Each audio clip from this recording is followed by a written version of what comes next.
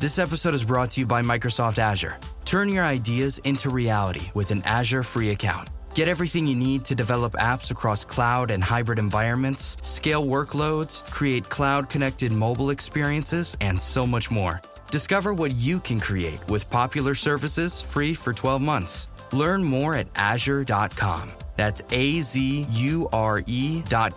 And sign up for a free account to start building in the cloud today. I'm Phil Kitramilides. And I'm Sid Lowe. And every week we bring you the latest from La Liga in the Spanish football podcast. Sid, this season's going to be amazing, isn't it? We've got Kylian Mbappe at Real Madrid, Dani Olmo at Barcelona, and Julian Alvarez at Atletico. Don't forget Nico Williams at Athletic Club as well. And definitely don't forget Leganés. Their mascot is literally a giant cucumber. Hear all about it every Monday in the Spanish football podcast. Thanks for choosing this free Anfield Index podcast. If you'd prefer to listen to this or any of our other shows without adverts, then now's the time to check out Anfield Index Pro.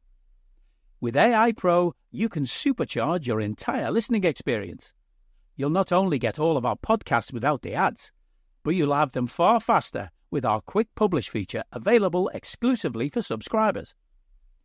AI Pro also puts you in the heart of our sound studio, with an option to listen to many of our shows live and interact with the podcasters in real time as the shows are recording. Upgrading couldn't be easier. AI Pro is available on all popular podcast platforms. Just head on over to AnfieldIndexPro.com and get started today. Hello and welcome to your post-match Raw on Anfield Index Pro. I'm Trev. I am, of course, podcasting to you from my field here in beautiful rural Ireland, and I am joined this week to get the immediate reactions to Liverpool 2, Wolves 1 in the Premier League from Molineux by Dave, Hendrick and Karl Matchett. And Dave, I think we've decided there in an ad hoc post or pre-match meeting that this is going to be a brief one. Not a lot to love about the performance, everything to love about the result. It's quite the feat to be top of the league, having played so awfully. Yeah, I mean, look, we were talking before you came on the call. Anytime you can play badly and win away from home in the Premier League, it's a really good result. Any away win in the Premier League is a good result. And this is how you get through a Premier League season. I mean, it's a long, long season with a lot of ups and downs, but if you want to challenge for the major honour, which is winning the Premier League, you have to win when you're playing badly. I would say that's the second time this season we've played badly. The other one was Wolves. We failed to get the result that day. We got it today. So happy days, top of the league after 6 games. I mean, even just saying that is fantastic. Just to hear it repeated, it is a lovely place to be. And Karl, I mean, whereas we will have plenty to pick the bones out of in terms of, it was lackluster in a lot of ways.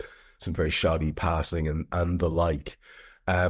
It was one of those games where you felt, again, and I've felt this pretty much every single time Liverpool have taken the field in the slot era, that there is probably a gear to go up into. And it felt a little bit, actually, when Cody came on towards the end, like we could really have put that one to bed if everybody had been as up for it as say he was in that particular instance. It feels as if we're still playing a little bit within ourselves. And as Dave says, that's exactly how you want to be. You and I endured years and years of Manchester United playing badly and winning. Yeah, not wrong. Look, I mean, this game in isolation, Wolves, we've generally had decent results there, but it's always a grind to play. Like always a very difficult place to go. Quite often only one goal in the results. Quite often there's been like either a last minute or it's a scrappy match, or it's been just, a very difficult watch apart from anything else. I know we had a 3-0 defeat, I'm thinking, sort of last season or the season before, whatever it was. But generally speaking, we've done okay. It's just always horrible. So there's nothing new with what we've done today in terms of playing this team at this stadium and getting this kind of result.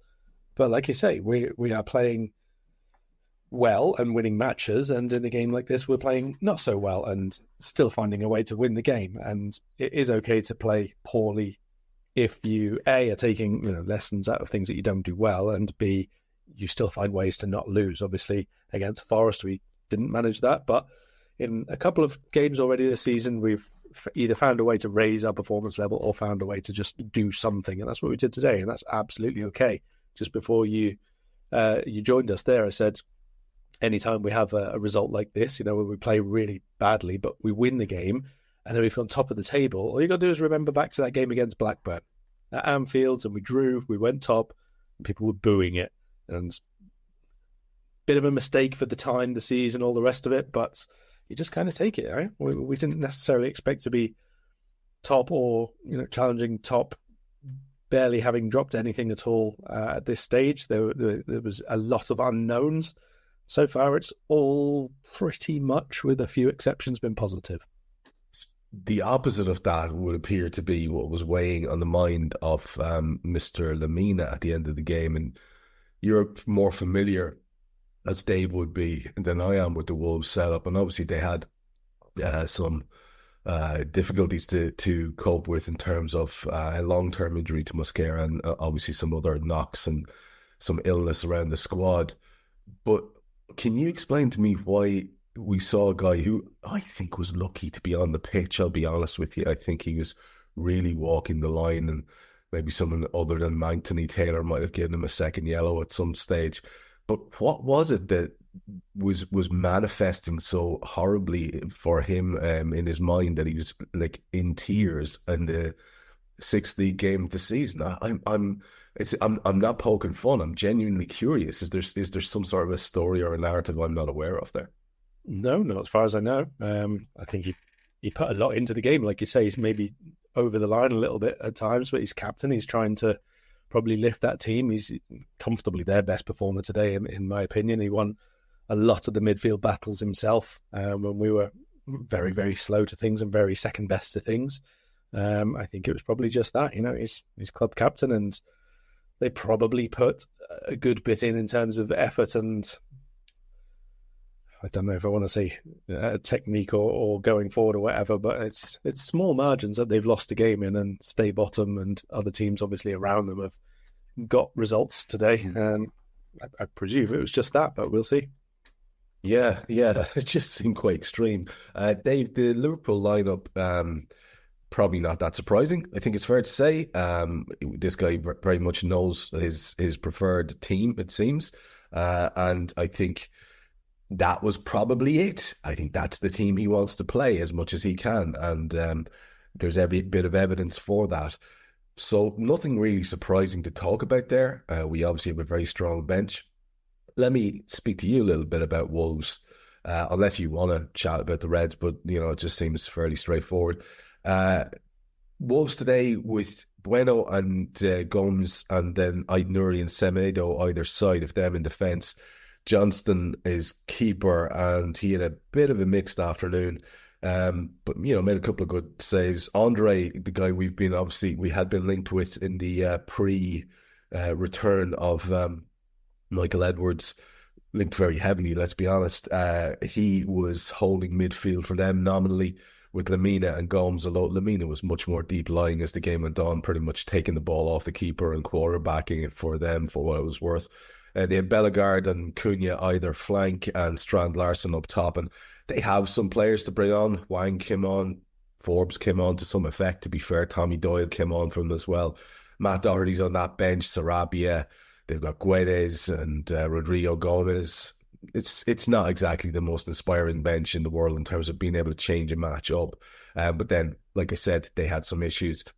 Just speak to me a little bit about them and the fact that it seems a little bit early in the day to be threatening Gary O'Neill's job, and yet that's exactly the kind of chat I'm hearing.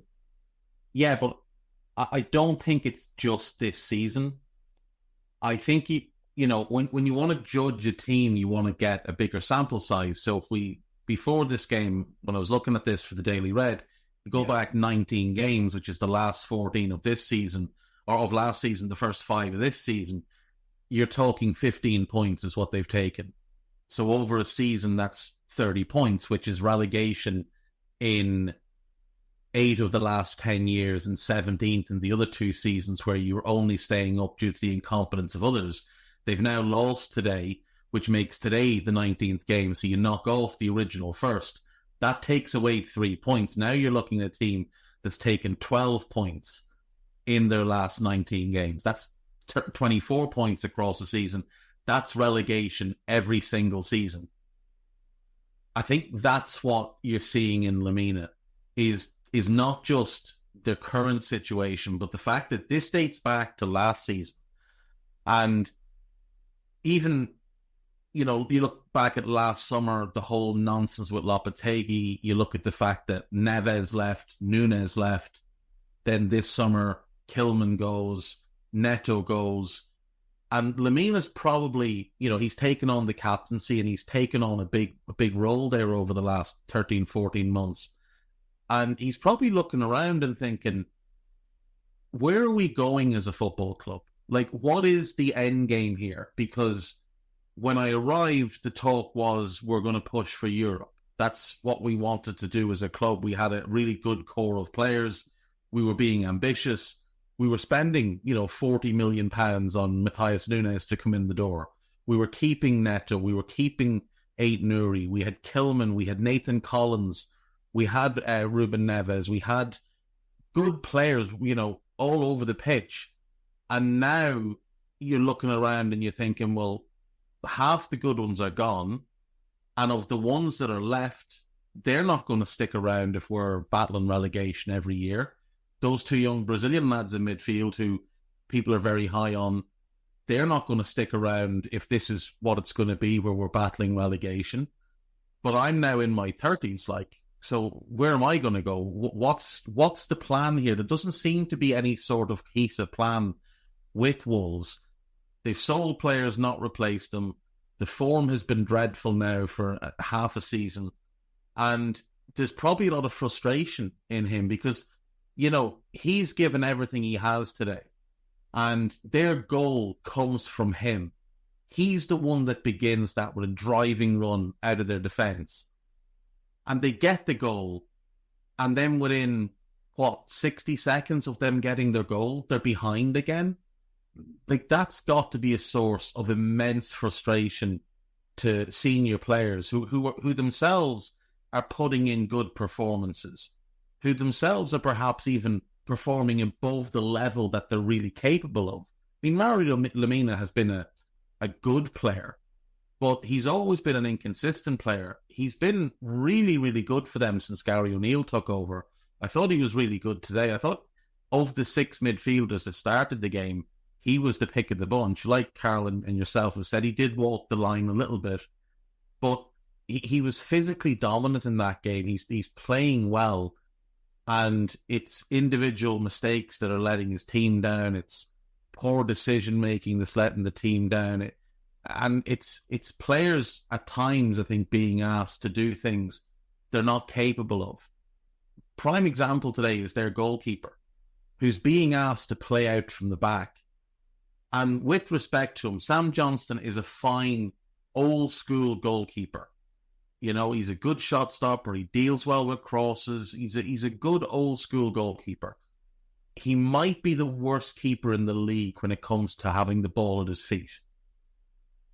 And again, that's going to be a source of frustration to a lot of other players, because not necessarily at him and not necessarily at the manager who's asking the player to do certain things, but just at the situation that they find themselves in. Yeah, very fair, and nicely laid out. Karl, just before we get into the first half, and we will, you and I, in a sec, but I always have a quick glance at the very bare match stats, and a good Liverpool performance usually is around the 20 shot mark. That's what I have noticed over the years. A dominant Liverpool performance, but they're sort of upsettingly even, these stats here. 7 shots for them, 10 for us in total. 3 on target for them. We had 6 on targets. We had 56% of the ball to their 44 and made 529 passes to their 418. Both pass accuracies are pretty level as well, 85 versus 83 for them. In terms of just summing up a game, I think it's fair to say that, that I'm not saying we stole the points. I'm not saying we walked off whistling with the 3 points tucked under our jacket. But it was far from a dominant Liverpool display. And to ease into the first half, if you want to refer back to that, please do. But to ease into the first half analysis, it had that feel to it. And I don't know, sometimes I think we can be a little bit suggestible, and commentary sometimes can have you feeling a certain way. The fact that it's away from home, the fact that you can hear the away fans, it felt as if they were doing better than they were, I think, for that first 15 or 20 minutes, because nothing was really happening, whereas there was signs of intent by them, but nothing was really turning into chances. And we do have the first couple. The first thing of note that happens, though, is a really stupid yellow card conceded by Trent for kicking the ball away. Like, one of these obvious things that's been drawn, attention has been drawn to, players will be very aware of. It just seemed really daft. And of course, then we have the horror of the Wolverhampton Wanderers fans singing "Sign On."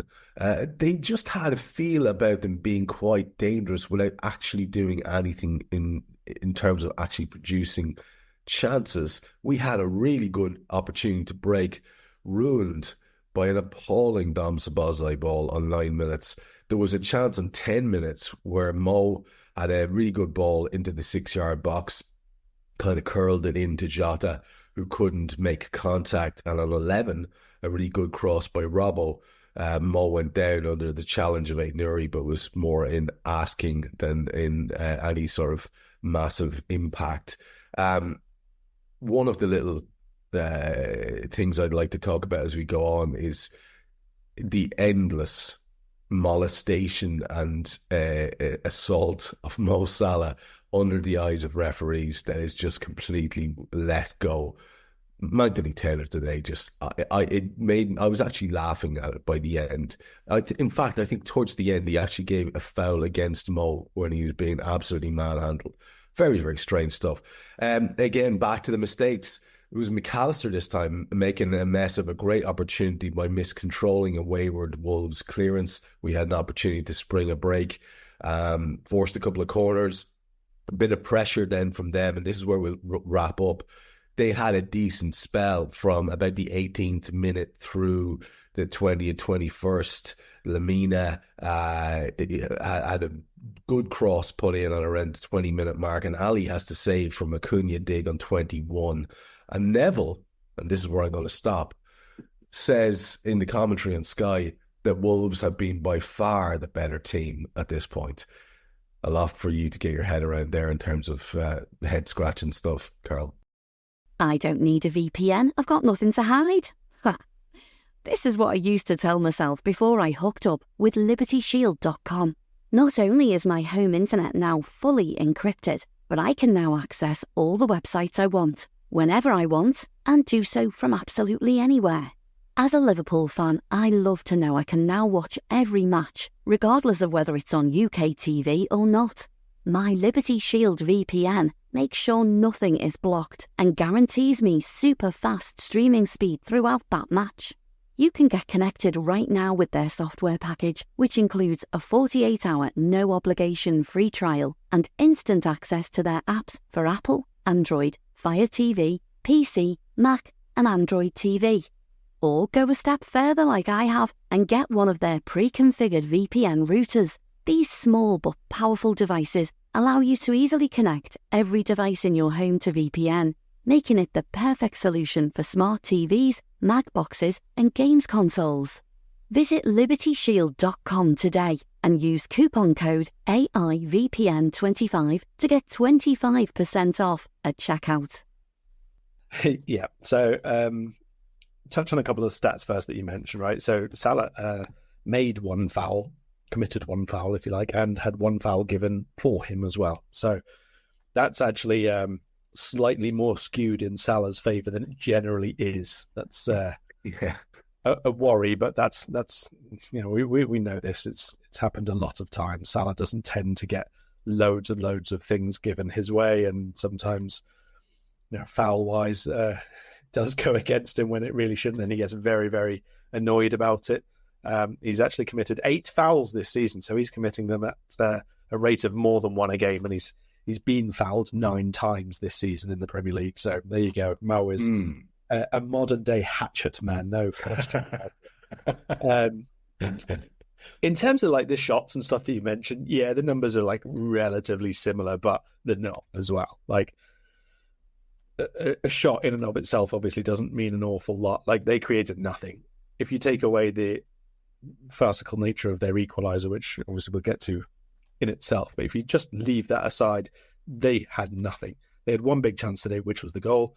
They had 3 shots on target. Obviously, one of those 3 was the goal. Their XG aside from the goal, which again we're leaving aside because they didn't create that. They did nothing specific about that was replicable. I think their XG was 0.25 for the entire game. So, although, and I think you were being a little bit generous earlier, I think we were poo today, to use one of your words from last season at the Times. Early on last season, there was a good spell of Liverpool poo, wasn't there? Brown politics and stuff like that. So, we were bad, but even though we were bad, we weren't really giving up any chances. We weren't really making it easy for them to create openings. And I think this is quite a nice trait that we're developing this season, that we just don't really concede too many chances on goal. So it's a positive in amongst the poo. I think that there's not like much of a problem with the odd team getting a chance or having shots or all the rest of it, but in general terms, we've been pretty good defensively. We've been fairly solid defensively. We've been pretty consistent defensively. Obviously, we only conceded 2 goals this season in the 6 league games. So all of these things are quite good. In terms of the whole period of play that you've just mentioned, I think the best way to sum it up is I will very, very quickly forget it. And if Dave would like to mention anything, he's welcome to. But other than that, it didn't really mean anything of anything. We were pretty sloppy in possession. They were... When you said about Neville saying they were by far the better team, what I really feel like he meant to say, or at least how I felt the game was that Wolves were far better than we would have expected Wolves to be against Liverpool, and Liverpool were far worse than we'd have expected Liverpool to be against Wolves, if you know what I mean. They weren't necessarily much better, but the scales were way tipped in the opposite direction to where you would imagine them to have been if you just said, here, the bottom team are going to play the team who could go top. Yeah, that makes a lot of sense. Really, it was kind of probably that combination of both us underperforming and them being a little bit more up for it without actually, as you say, producing anything great. And Dave, we kind of started to up the ante a little bit, not necessarily in terms of chance creation, but around about 26, 28 minutes. We start to keep possession a bit because that was the main thing, was they were having quite a lot of the ball without making us be too fearful. We forced a couple of corners and it was a dangerous Trent cross on about the 28th minute mark. Andre went over the ball and raked down the back of McAllister's Achilles, picking up a yellow on the 30-minute mark. And it was an interesting little free kick routine that ended with a Trent strike, but it was pretty much straight at the keeper. That's our first attempt on target on the half-hour mark. I loved the moment where Jota fouled Lemina and the Wolves crowd, always quick to have a cry, were chanting Premier League corrupt as fuck as VAR went on to give Jota the yellow and they got the foul decision. I honestly have no idea. They're just very odd set chaps. And in that kerfuffle, there was two yellows brandished at the benches as well. I think Spike Hussoff and Sean Derry picked up yellows. Maybe they were getting into it about the foul. They didn't show it on Sky anyway. Diaz had a sort of a half chance in 37 minutes, sort of a sloppy enough kind of attempt to dribble in. Diaz doing Diaz bits, but it just didn't work out for him.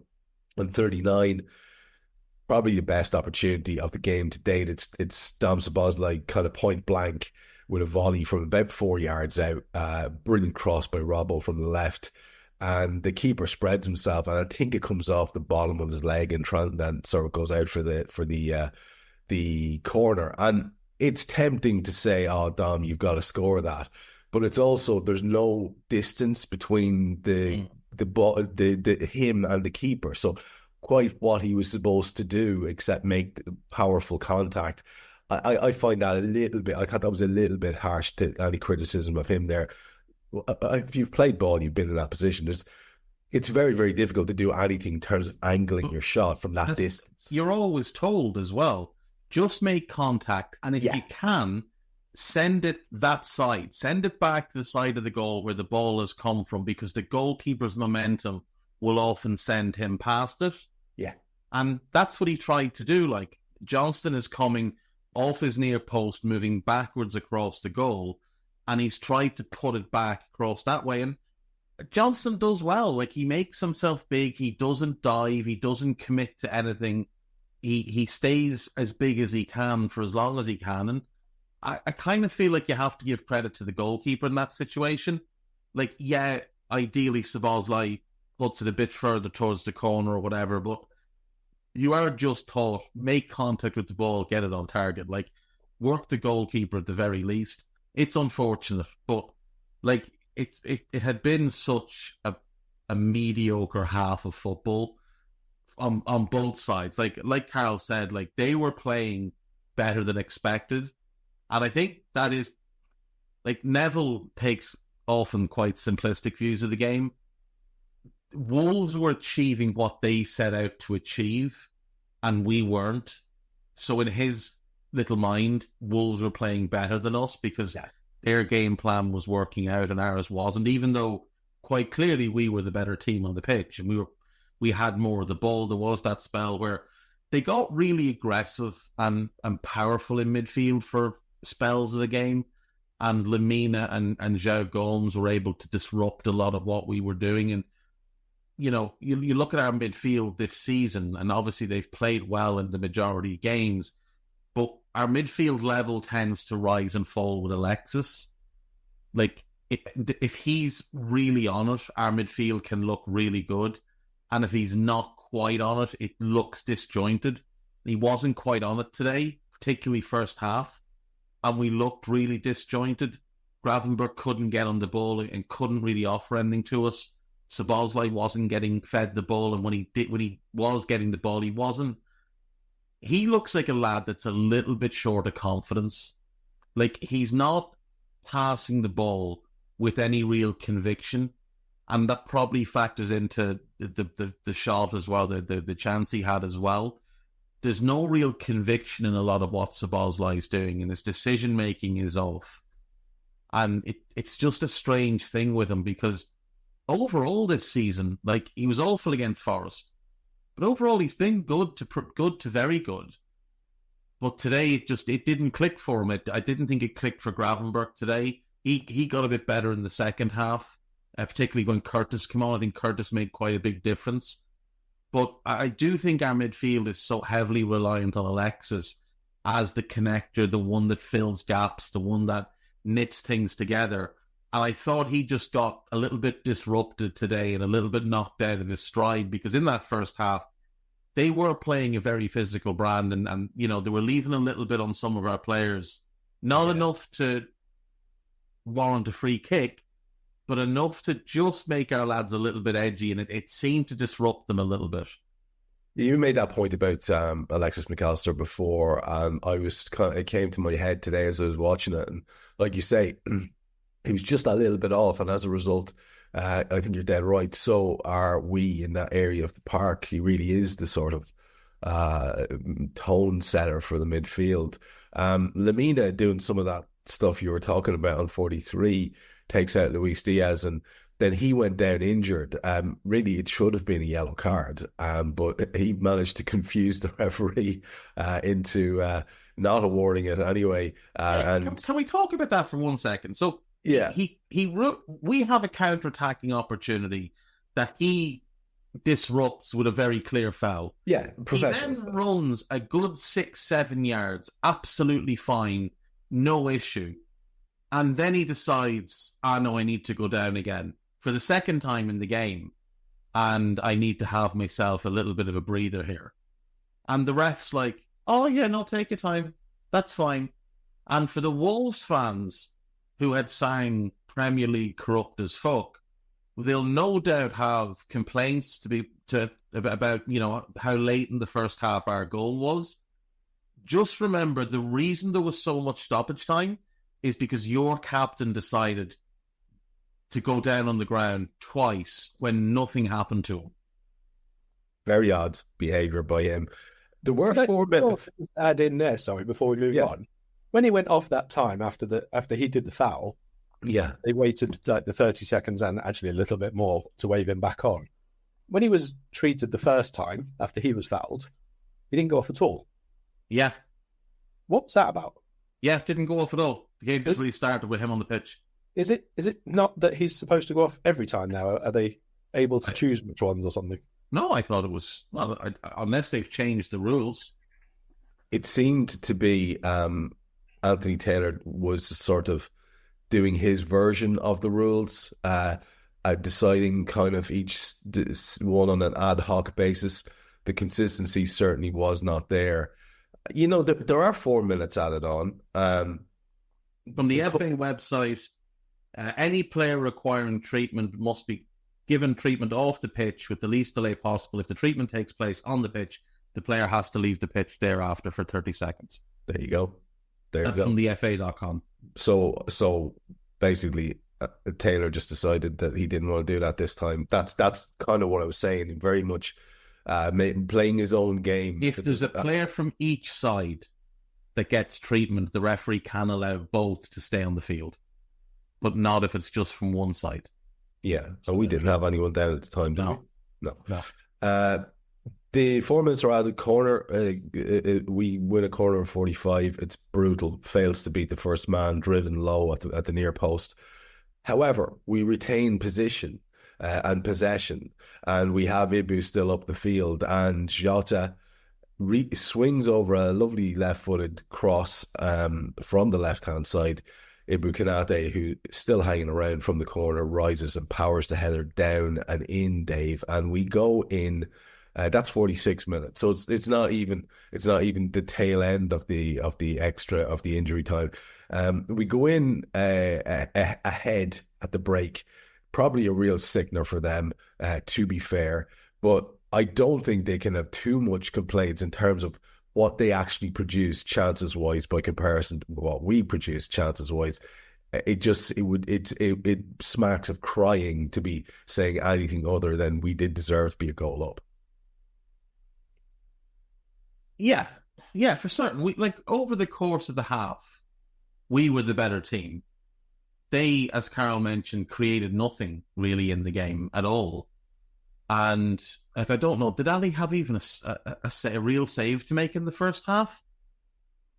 We definitely deserve to be ahead. We definitely deserve to be ahead. But I was on the verge of losing my mind with how poor our set pieces were.